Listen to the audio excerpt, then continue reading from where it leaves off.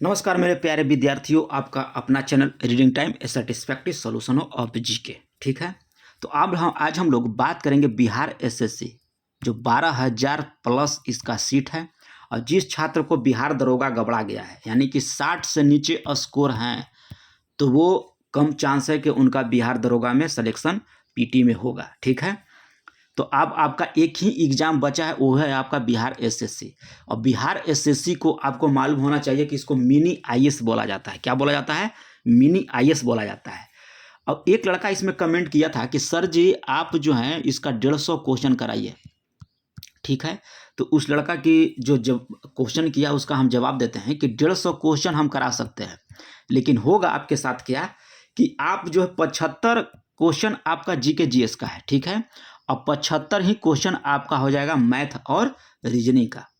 ठीक है, तो मैथ रीजनिंग में प्रत्येक लड़का यानी कि जितना भी छात्र बैठेंगे उसमें से हम आपको बता देते हैं कि 60-65 प्लस स्कोर जो है 60 से 65 के बीच आपका प्रत्येक लड़का जो है वहाँ मैथ और रीजनिंग का स्कोर करके आएगा।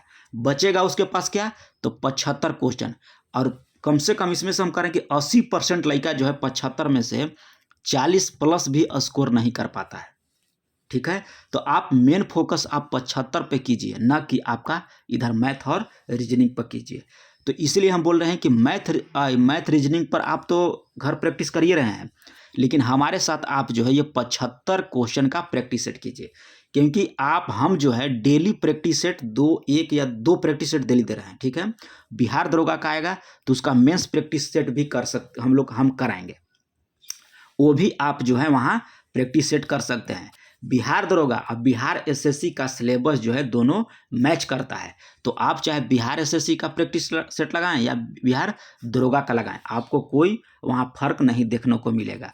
और जो लड़का जो है बिहार दरोगा का है, मेंस देने वाले हैं, वो बिहार एसएससी का भी प्रैक्टिस सेट लगा सकते हैं। ठीक है, तो आप ज़्यादा 75 नंबर पे फोकस कीजिए अगर बिहार एसएससी में कर्मचारी बनना है तब। ठीक है, अगर ज़्यादा आप मैथ रीजनिंग में फोकस कीजिएगा तो आपका रिजल्ट नहीं होगा। आप लिख लीजिए, हम 100% गारंटी दे रहे हैं, आपको 75 नंबर की ही ओर भागना पड़ेगा। तो इसलिए हमारे चैनल के साथ आप प्रैक्टिस जितना हो सके कीजिए, और चैनल पर पहली बार होंगे तो चैनल को सब्सक्राइब कीजिएगा, बेल आइकन को दबा लीजिएगा। तो चलिए 4 नंबर सेट आज हम लोग देखेंगे, और 1 से 3 तक अगर आप लोग सेट नहीं लगाए होंगे तो सेट जो है आप लोग लगा सकते हैं, वहाँ आपका प्लेलिस्ट में मिल जाएगा। देखिए थोड़ा सा यहाँ पे बुक में थोड़ा सा है ना वो अच्छा से नहीं खींचा पाया, तो थोड़ा सा हम पढ़ेंगे अच्छे से, आप लोग ध्यान दीजिएगा। चलिए आज का पहला क्वेश्चन कह रहा है इसमें कि खाली स्थान कह रहा है कि एक भारतीय अमेरिकी पेशेवर पहलवान जो द ग्रेट खली के नाम से प्रसिद्ध है। तो इसका आपको कमेंट में उत्तर देना होगा कि ग्रेट खली के नाम से किसको जाना जाता है। ठीक है, पहला ही कि आप लोग कमेंट में उत्तर दीजिएगा। अगला क्वेश्चन कह रहा है कि 1798 ईस्वी में कह रहा है कि गवर्नर जनरल बना और कलकत्ता में अपने लिए किए गए विशाल महल गवर्नमेंट हाउस का निर्माण करवाया था। तो ये आपको कराया था कौन? ऑप्शन देखिए, लॉर्ड बेलेजली था। कौन था? लॉर्ड बेलेजली था। नेक्स्ट क्वेश्चन यहाँ पे दिया है कि 18वीं शताब्दी में के भारतीय बुद्ध के संदर्भ में पैदल सेना के सैनिकों के द्वारा इस्तेमाल की जाने वाली भारी बंदूक को क्या कहा जाता था? क्वेश्चन करा है कि 18वीं शताब्दी में भारतीय योद्धा को, सॉरी हम बुद्ध पढ़ लिए थे, भारतीय योद्धा के संदर्भ में पैदल सेना के सैनिकों के द्वारा जो है इस्तेमाल किए जाने वाली भारी बंदूक को क्या कहा जाता था? तो वो बोला जाता था आपको मस्कट। क्या बोला जाता था? मस्कट आपको बोला जाता था। ग्लोबल हैंगर इंडेक्स 2023 में भारत जो है 125 देशों के सूची में जो है कौन से स्थान पर रहा था? तो ये आप याद रखें, 111वां स्थान जो था ग्लोबल हैंगर इंडेक्स में उसको मिला था। और 2022 में याद रखिएगा कि भारत को 107वां मिला था। 2022 में 107 और 2023 में 111। एक चीज़ और हम आपको बता दें कि देखिए यहाँ ग्लोबल हैंगर इंडेक्स दिया है ना, तो इसी में क्वेश्चन घुमा देगा कि ग्लोबल हैंगर इंडेक्स जो है या किस संस्था के द्वारा जो है रिपोर्ट जारी किया जाता है। अब जो है डायरेक्ट क्वेश्चन नहीं दे रहा है, अब दे रहा है कि किस संस्था के द्वारा जो है जारी किया जाता है, तो उसको आप याद रखिएगा कि यह किस संस्था के द्वारा जो है यह जारी किया जाता है। ठीक है, अगला क्वेश्चन यहाँ पे दिया है कि आधार जो है एक 12 अंकीय विशिष्ट है, यह द्वारा जारी किया जाता है। आधार जो है कह रहा है किसके द्वारा जारी किया जाता है। याद रखिएगा कि आधार पर जो है 12 अंक का उस पर नंबर रहता है। आप आधार को देखिएगा तो उसमें 12 अंक का नंबर होगा। तो इसका फुल फॉर्म होता है unique identification authority of India होता है। तो ऑप्शन हो जाएगा 2 नंबर। 6 नंबर क्वेश्चन कर रहा है कि प्रथम आधुनिक ओलंपिक खेल का शुरुआत जो है 6 अप्रैल 1896 ईस्वी को कहाँ हुआ था। तो ये एथेंस में हुआ था। कहाँ हुआ था आपका, एथेंस में इसका पहला आयोजित किया गया था। 1896 ईस्वी जो था ग्रीष्म ओलंपिक को आधिकारिक तौर पर ओलंपियाड के खेलों के रूप में जाना जाता है। किसमें, ग्रीष्म ओलंपिक के रूप में। अगला है कि ज्ञानपीठ पुरस्कार कर रहा है ज्ञानपीठ पुरस्कार में क्या दिया जाता है। तो ये आपको 12 लाख रुपया का नगद पुरस्कार, एक प्रशस्ति पत्र और देवी सरस्वती की कांस्य प्रतिमा जो है ज्ञानपीठ पुरस्कार में दिया जाता है। नेक्स्ट क्वेश्चन का रहा है कि किसकी अध्यक्षता में भारतीय राष्ट्रीय कांग्रेस ने 19 दिसंबर 1929 ईस्वी को लाहौर अधिवेशन में पूर्ण स्वराज का अपना लक्ष्य घोषित किया था। तो ये आपको पंडित जवाहरलाल नेहरू के द्वारा यह जो है घोषित किया गया था। नेक्स्ट क्वेश्चन का रहा है कि कोलानालू नृत्य का जो है प्रदर्शन किस राज्य में किया जाता है। तो कोलानालू इसमें पूछ रहा है, तो ये हो जाएगा आपको आंध्र प्रदेश। कहाँ हो जाएगा, आंध्र प्रदेश में जो है, या इसको छड़ी नृत्य भी कहा जाता है। याद रखिएगा कि इसको छड़ी नृत्य भी हम लोग कहते हैं। क्या कहते हैं, छड़ी नृत्य भी हम लोग इसको बोलते हैं, जो आंध्र प्रदेश में इसको क्या बोलाता है, मनाया जाता है, प्रदर्शन किया जाता है। अगला है कि 1920 ईस्वी के दशक की शुरुआत में एक उग्रवादी गुरिल्ला आंदोलन आंध्र प्रदेश का पहाड़ी में फैल गया था। तो ये आपको हो जाएगा गुंडेम पहाड़ी में फैला था। कहाँ फैला था, तो गुंडेम पहाड़ी में। ठीक है। अगला है कि पंजाब का निम्नलिखित में से कौन सा त्यौहार जो पारंपरिक रूप से रबी फसल की कटाई में बोया जाता है। कटाई जब हो जाता है तब होता है, तो ये हो जाएगा आपका बैसाखी फसल है पंजाब में। उष्णकटिबंधीय गहरे समुद्र में, ठीक है, टेलीस्कोप की जो खबरों में देखा गया था वह किस देश से संबंधित है। ठीक है, तो ये हो जाएगा आपका चीन से संबंधित है। नेक्स्ट क्वेश्चन है कि प्रथम पंचवर्षीय योजना 1951 से 56 के बीच था। ठीक है, मसौदा तैयार करने में शामिल युवा अर्थशास्त्री कौन थे। तो ये आपको हो जाएगा के.एन. राज। ठीक है, 9 जुलाई 1951 को संसद के समक्ष प्रस्तुत किया था प्रथम पंचवर्षीय योजना। ये के.एन. राज के द्वारा जो है तैयार किया गया था। मॉडल पूछेगा तो हेरोल्ड मॉडल के द्वारा, हेरोल्ड डोमर मॉडल के द्वारा जो है ये पूछेगा, तो हेरोल्ड डोमर मॉडल। और मसौदा किसने तैयार किया, तो के.एन. राज के द्वारा किया गया था। नेक्स्ट क्वेश्चन है कि दिल्ली के सुल्तानों के शासनकाल के दौरान एक पांडुलिपि तैयार करने के लिए 4 चरण आवश्यक होते हैं। निम्नलिखित से कौन सा चरण कह रहा है कि इसमें नहीं है। तो इसमें कह रहा है कि 4 चरण तैयार किए जाते थे, लेकिन एक चरण इसमें नहीं है। तो पाठ को संपादित करना, ये आपका चरण नहीं था। कागज तैयार करना, पाठ लिखना, महत्वपूर्ण शब्दों के अंशों को उजागर करने के लिए सोना पिघलाना और बाइंडिंग तैयार करना आपका था, लेकिन पाठ का संपादित करना नहीं था। 15 क्वेश्चन का रहा है कि अशोक चक्र के से सम्मानित होने वाले प्रथम भारतीय महिला कौन थी। अशोक चक्र सम्मानित होने वाली तो नीरजा भनोट जो थी आपका थी कब, 1986 ईस्वी में। 1986 ईस्वी में अशोक चक्र पाने वाली प्रथम भारतीय महिला थी। नेक्स्ट क्वेश्चन यहाँ पे दिया है, और ये मरण उपरांत थी। याद रखिएगा कि मरण उपरांत प्राप्त करने वाली महिला थी। अगला है कि भारत के निम्नलिखित में से किस राज्य में सोने का भंडार है। तो यह हो जाएगा आपको कर्नाटक में है जो सोने का भंडार है। अगला है कि उस व्यक्ति का नाम बताइए जिसने 1815 ईस्वी में भारत का सर्वे जनरल नियुक्त किया गया था। तो यह आपको कर्नल कॉलिन मैकेंजी को चुना गया था। ये देखिए कॉलिन मैकेंजी को जो है नियुक्त किया गया था। नेक्स्ट क्वेश्चन यहाँ पे दिया है कि भारत की जनगणना 2011 के अनुसार बिहार की साक्षरता दर सबसे कम साक्षरता राज्य वाला है। तो इसका कितना है, तो इसमें आप हो जाएगा 63.82 है। यानी कि पूरे भारत में साक्षरता दर सबसे किसका है, तो बिहार का है। कितना है, तो 63.82% है। अगला है कि गंगा ग्राम परियोजना किसके द्वारा शुरुआत किया गया था? तो ये आपको पेयजल और स्वच्छता मंत्रालय के द्वारा जो है गंगा ग्राम परियोजना जो है यह शुरुआत किया गया था। अगला है कि कौन सा पूर्वी बंगाल के एक वकील थे जो असहयोग आंदोलन में विशेष रूप से आपका सक्रिय हुए थे? तो ये आपका हो जाएगा चित्तरंजन दास। पूर्वी बंगाल के एक वकील हैं, क्या थे? चित्तरंजन दास, जो असहयोग आंदोलन में विशेष रूप से जो है यह सक्रिय भाग लिए थे। और वह सहयोग आंदोलन कब हुआ था आपको कमेंट करके बताना है। अगला है कि भारतीय संविधान के किस भाग में राष्ट्रपति को चुनाव से संबंधित नियमों का वर्णन किया गया है? क्या पूछ रहा है? भाग पूछ रहा है। तो भाग इसमें आपको क्या होगा? तो भाग आप याद रखिएगा कि भाग 5 हो जाएगा। क्या हो जाएगा? भाग 5 में जो है और अनुच्छेद 55 में, भाग 5 और अनुच्छेद आपका हो जाएगा 55 में जो है राष्ट्रपति के चुनाव से संबंधित नियमों का वर्णन किया गया है। अगला है कि रंगनाथिट्टू पक्षी अभयारण्य कहाँ स्थित है? तो रंगनाथिट्टू पक्षी अभयारण्य जो है आपको कर्नाटक में है। कहाँ है? आपका कर्नाटक में है। और सबसे बड़ा पक्षी अभयारण्य यहीं पे है। रंगनाथिट्टू पक्षी अभयारण्य जो है सबसे बड़ा पक्षी अभयारण्य है। और रंगनाथिट्टू ऐतिहासिक शहर रिंगपट्टनम और मैसूर के पास स्थित है। कहाँ है? श्रीरंगपट्टनम और मैसूर के पास स्थित है। राज्य पूछेगा तो आपका हो जाएगा कर्नाटक। नेक्स्ट क्वेश्चन है कि इनमें से किसने अपने साम्राज्य को संगठित एवं मजबूत बनाने के लिए सिंधु घाटी से लेकर बंगाल में स्थित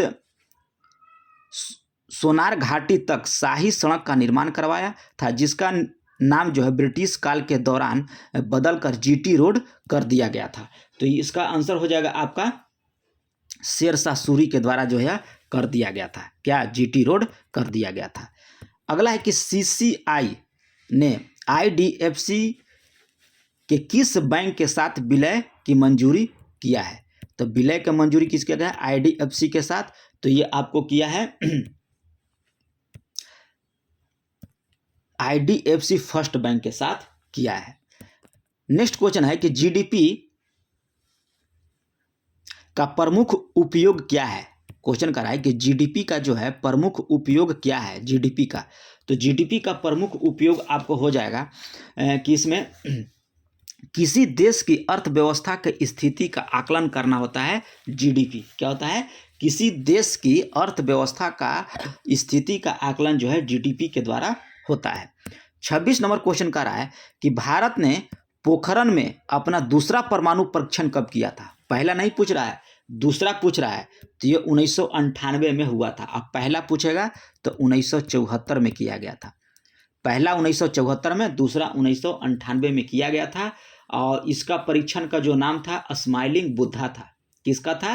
अब स्माइलिंग बुद्धा पहला का था। पहला जब परमाणु परीक्षण हुआ था 1974 में, तो उसका जो कोड नाम था स्माइलिंग बुद्धा। और दूसरा 1998 में हुआ था, इसका कोड जो था ऑपरेशन शक्ति था। क्या था? ऑपरेशन शक्ति था। तो दोनों याद रखिएगा। वर्ष 2022 में प्रतिष्ठित 32वें सरस्वती सम्मान से किसे सम्मानित किया गया? तो ये आपको शिव शंकरी को सम्मानित किया गया था 2022 में 32वां सरस्वती सम्मान। ठीक है।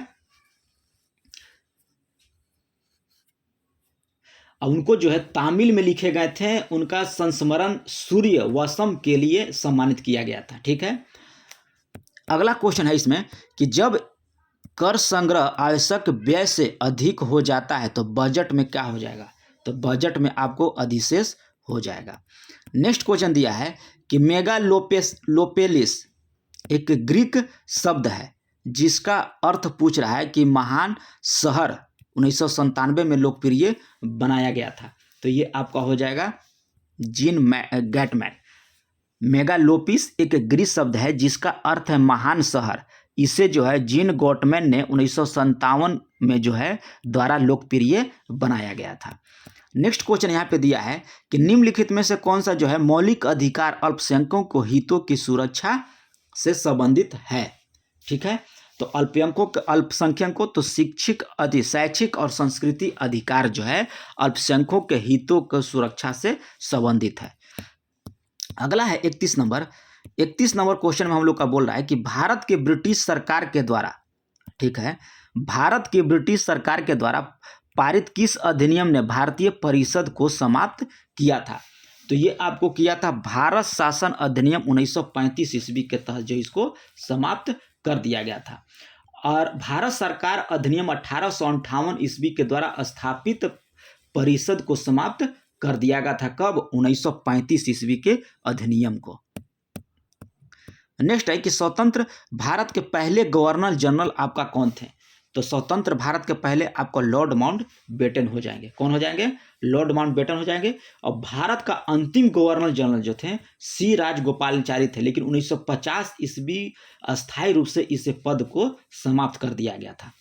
भारत में जो है स्वतंत्र भारत के पहले हो जाएंगे लॉर्ड माउंटबेटन, लेकिन अंतिम पूछेगा तो चक्रवर्ती राजगोपालाचारी हो जाएंगे। ठीक है। और 1950 ईस्वी में जो है गवर्नर जनरल का प्रावधान जो है समाप्त कर दिया गया। और ब्रिटिश भारत में पहला गवर्नर जनरल पूछेगा तो लॉर्ड विलियम बेटिंग हो जाएगा। कौन हो जाएगा? लॉर्ड विलियम बेटिंग हो जाएगा आपका ब्रिटिश भारत में पहला गवर्नर जनरल। और भारत का प्रथम वायसराय पूछेगा तो लॉर्ड कैनिंग हो जाएगा। क्या हो जाएगा? भारत का प्रथम वायसराय पूछेगा तो लॉर्ड कैनिंग हो जाएगा। अगला क्वेश्चन कर रहा है कि भारत का स्टैच्यू ऑफ यूनिटी किस राज्य में स्थित है? तो स्टैच्यू ऑफ यूनिटी जो है आपका गुजरात में स्थित है और इसकी ऊंचाई 182 मीटर है। ठीक है। और इसका मूर्तिकार जो थे राम बी सुतार थे। स्टैच्यू ऑफ यूनिटी का जो है ये इसके वस्तुकार जो हो जाएंगे राम बी सुतार। अब 182 क्या हो जाएगा? मीटर होगा, याद रखिएगा। यह गुजरात में स्थित है। अगला है कि भारत के किस स्थान पर यमुना नदी का संगम गंगा नदी के साथ हो जाता है? तो ये आपको होता है प्रयागराज। अब प्रयागराज का पहले नाम था इलाहाबाद। अगला है कि भारतीय संविधान के अनुसार भारत में राज्य विधान परिषद के सदस्यों का कार्यकाल कितना होता है? तो इसका होता है कार्यकाल, आप याद रखिएगा कि 6 वर्ष। राज्य विधान परिषद का कार्यकाल जो है आपका 6 वर्ष तक होता है, यानी कि 6 साल तक होता है। और प्रत्येक दूसरे वर्ष राज्यसभा के 1/3 सदस्य सेवानिवृत्ति होते हैं और उनके स्थान पर वह निर्वाचित सदस्य आते हैं। ठीक है। राज्यसभा याद रखिएगा कि एक अस्थायी, यहाँ पूछ रहा है कि विधान परिषद का, लेकिन राज्यसभा एक अस्थायी सदस्य है जिसे भंग नहीं किया जा सकता है। अगला है कि एशियन गेम्स 2023 में भारत में कुल कितने गोल्ड मेडल जीता? कब? एशियन गेम्स 2023 में। तो इसमें 28 गोल्ड मेडल जीता है। 107 पदक टोटल जीता था। भारत जो है 107 टोटल जीता है, जिसमें आपका 28 गोल्ड हो गया था। ठीक है। 38 आपका सिल्वर हो गया था। कितना हो जाएगा? 38 याद रखिएगा कि सिल्वर, और 41 आपको ब्रॉन्ज। चलिए नेक्स्ट है अवध साम्राज्य के बारे में यह कथन किसका है? तो अवध साम्राज्य के बारे में हो जाएगा लॉर्ड डलहौजी का है कि यह फल है जो किसी न किसी दिन हमारे मुंह में टपक जाएगा। अवध साम्राज्य के बारे में ये कथन किसने कहा था कि यह फल यानी कि चेरी जो है जो किसी न किसी दिन हमारे मुंह में टपक जाए? तो ये किसने कहा था? तो ये लॉर्ड डलहौजी के द्वारा जो है बोला गया था। अब 1856 ईस्वी में इसको कब्जा किया था। कब किया था? 1856 ईस्वी में अवध पर यह कब्जा कर लिया था। आगे देखिए, आगे कह रहा है कि बैसागु उत्सव भारत में किस राज्य से जुड़ा हुआ है? तो ये असम से जुड़ा हुआ है। बैसागु उत्सव असम से जुड़ा हुआ है, जो बसंत ऋतु का उत्सव है। ये किसका है? बसंत ऋतु का। राउत नाच भारत के एक राज्य के अधिकतर आदिवासी के द्वारा किया जाता है। यह किस राज्य में होता है? तो ये हो जाएगा छत्तीसगढ़ में। नेक्स्ट क्वेश्चन है कि 6 सर्वाधिक जनसंख्या वाले देश किस महाद्वीप में स्थित हैं? तो ये हो जाएगा आपको एशिया महादेश में स्थित है आपका। अगला है कि निम्नलिखित में से कौन सा भारतीय संसद का एक अंग नहीं है? तो ये आपका हो जाता है राज्यसभा, लोकसभा, राष्ट्रपति होता है आपका, राज्य विधानसभा आपका नहीं होता है। नेक्स्ट क्वेश्चन देखिए कि वंदे मातरम स्रोत गान किसने लिखा था? तो वंदे मातरम हो जाएगा आपको बंकिम चंद्र चटर्जी। स्वराज पार्टी की स्थापना किस वर्ष किया गया था? तो ये आपको किया गया था 1923 ईस्वी में। 1 जनवरी 1923 ईस्वी को जो है किया गया था। अगला क्वेश्चन है कि इनाम गांव एक महत्वपूर्ण पुरातात्विक स्थल नदी पर स्थित है। तो ये हो जाएगा आपका घोड़। नेक्स्ट है कि फीफा के अनुसार गोल्ड पोस्ट की ऊंचाई कितनी होती है? तो गोल्ड पोस्ट की ऊंचाई आप याद रखिएगा कि 8 फुट होती है। कितनी होती है? 8 फुट। और चौड़ा हो जाएगा 24 फुट, याद रखिएगा। चौड़ा पूछेगा तो 24 फुट आपका हो जाएगा और ऊंचाई हो जाएगा 8 फुट। नेक्स्ट है कि द लेजेंड ऑफ लक्ष्मी प्रसाद पुस्तक किसने लिखा था? तो ये आपको लिखा गया था ट्विंकल खन्ना के द्वारा। द लेजेंड ऑफ लक्ष्मी प्रसाद पुस्तक लिखा गया ट्विंकल खन्ना के द्वारा। खाली स्थान कह रहा है कि औद्योगिक कृषि के रूप में भी जाना जाता है। कौन सा कृषि कह रहा है? तो इसमें आप याद रखिएगा कि गहन कृषि को हम लोग औद्योगिक कृषि के नाम से भी जानते हैं। खाली स्थान कह रहा है कि अक्सर पश्चिमी सभ्यता के उष्मियात्र यानी कि इनक्यूबेटर कहा जाता है। तो ये आपको बोला जाता है भूमध्य सागर को। नेक्स्ट क्वेश्चन देखिए कि चालुक्य वंश की राजधानी थी। तो चालुक्य वंश की राजधानी आप याद रखिएगा बादामी जो था चालुक्य वंश की राजधानी थी। पुलकेशिन प्रथम ने चालुक्य वंश की स्थापना किया था। किसने किया था? तो पुलकेशिन प्रथम जो था 543 ईस्वी में चालुक्य वंश की स्थापना किया था। आगे देखिए कह रहा है कि भरहुत स्तूप जातक कथाओं और कहानियों का चित्रण करता है। निम्नलिखित में से किस राज्य में यह स्थित है? तो इसमें आप याद रखिए कि मध्य प्रदेश में आपको स्थित है भरहुत स्तूप। और भरहुत स्तूप आरंभ में अशोक द्वारा बनाया गया था और बाद में शुंगों के द्वारा इसका निर्माण किया गया था। पहले पूछेगा तो अशोक के द्वारा और बाद में पूछेगा तो शुंगों के द्वारा जो है इसकी स्थापना किया गया था। और भरहुत स्तूप जो है बौद्ध कला के प्राचीन चरण का प्रतिनिधित्व करता है तथा बुद्ध के प्रतीकों के रूप में दर्शाया गया था। भरहुत स्तूप जो है बुद्ध कला के प्राचीन चरण का प्रतिनिधि करता है तथा बुद्ध के प्रतीकों के रूप में दर्शाता है। तो इसका आंसर हो जाएगा आपका मध्य प्रदेश। आगे देखिए यहाँ से विज्ञान और गणित का होता है सवाल। तो देखिए हम लोग सिर्फ विज्ञान का देखेंगे। आप लोग को बार बार हम कह रहे हैं कि आप लोग 75 नंबर की ओर ज़्यादा झुकें, ठीक है, और नहीं तो आपके साथ खेला हो जाएगा। 75 नंबर में बहुत ही कम लड़का होता है जो 40-45 स्कोर कर पाता है, ठीक है। और उन्हें 75 नंबर मैथ रीजनिंग है, उसमें 60 प्लस हर लड़का मारेगा। तो वहाँ से आपको स्कोर नहीं बनेगा, स्कोर आपको यहीं से बनाना है कि 75 नंबर में जितना ज़्यादा नंबर हम लाएं। तो यहाँ पे हम आपको डेली प्रैक्टिस सेट दे रहे हैं, किस लिए? आपके लिए। और आप हैं कि चुपचाप वीडियो को देखते हैं, स्किप करते हैं और चले जाते हैं। और इतना मेहनत हम कर रहे हैं तो आपका भी कुछ फर्ज बनता है कि आप चैनल को सब्सक्राइब कर दीजिए और एक दो ग्रुप में शेयर कर दीजिए। इससे ज़्यादा हम आपसे कुछ नहीं लेना चाहते हैं। अगला चलिए, पॉलीसोम के राइबोसोम का क्या भूमिका होती है?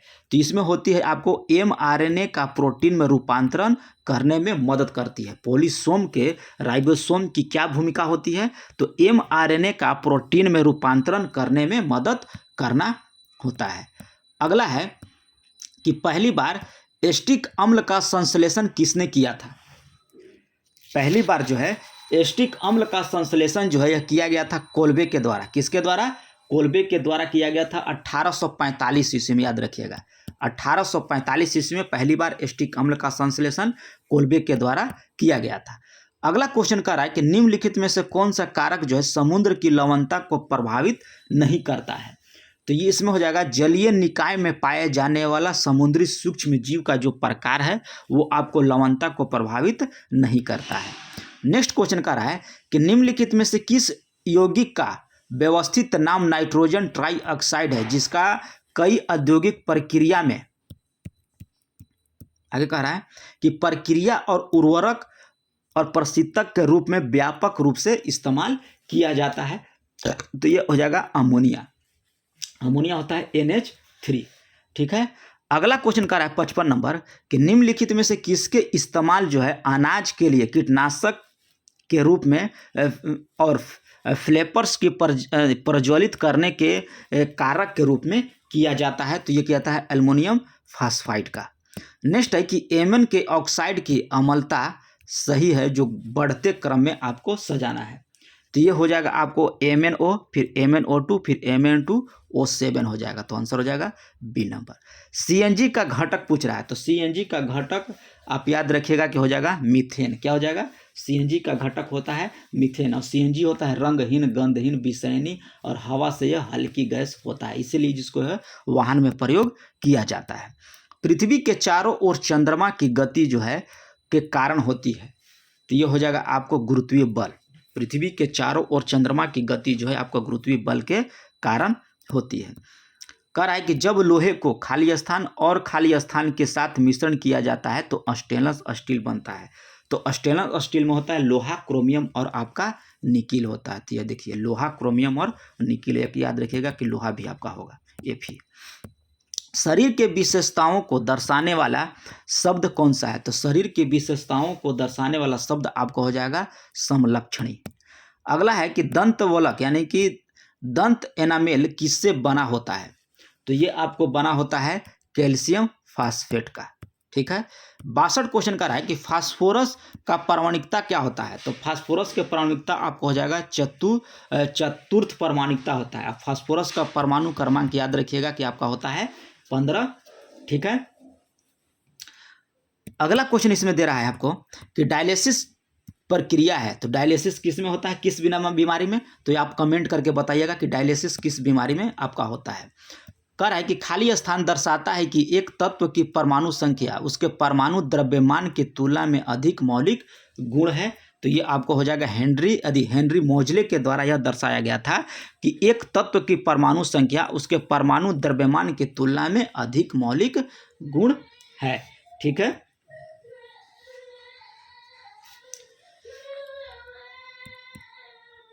पैंसठ नंबर क्वेश्चन देखिए कि एक भीड़ भाड़ वाली सड़क पर एक बस गति है, तो गतिमान का उदाहरण आपका हो जाएगा, भीड़ भाड़ में हो जाएगा तो असमान गति। जब भीड़ होता है, जब हम लोग बाइक चलाते हैं तो कभी कम कभी बेसी हम लोग का गति होता है, वही पूछ रहा है कि भीड़ भाड़ सड़क पर जो है तो एक बस की गति हो जाएगी आपका असमान।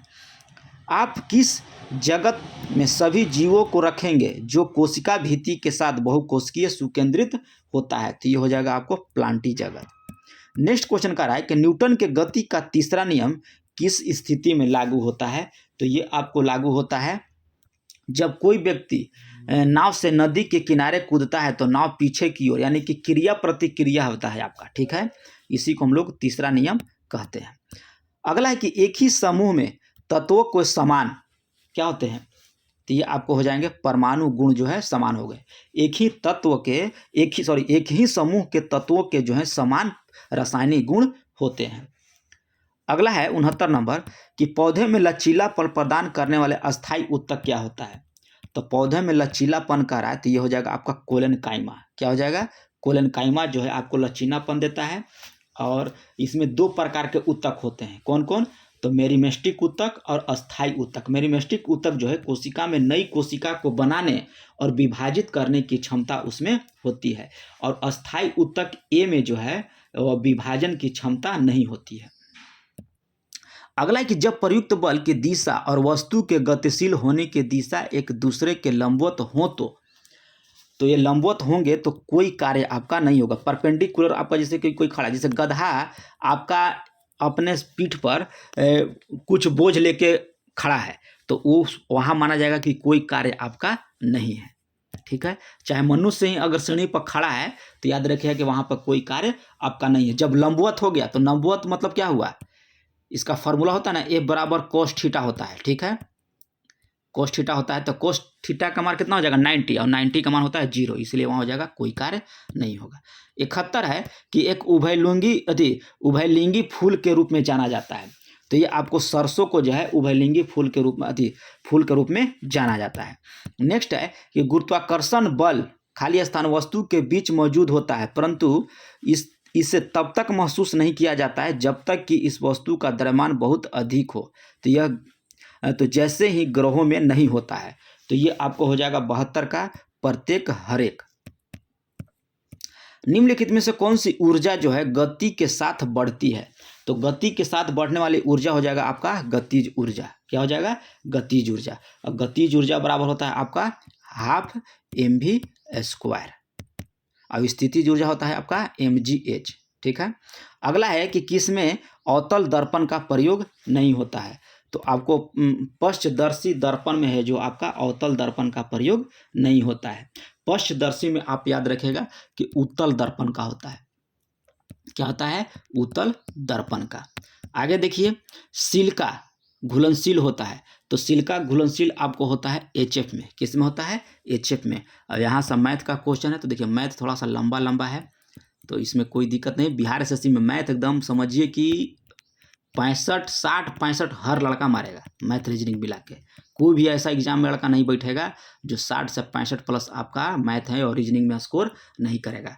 आपको स्कोर ध्यान देना है 75 नंबर पर, और 75 नंबर के लिए हम ही आपको तैयारी करवा रहे हैं, ठीक है, वो भी फुल डिस्कशन के साथ। तो चैनल पर पहली बार होंगे तो चैनल को सब्सक्राइब कीजिए, बेल आइकन को दबा लीजिए। मिलते हैं नेक्स्ट वीडियो में, तब तक के लिए धन्यवाद।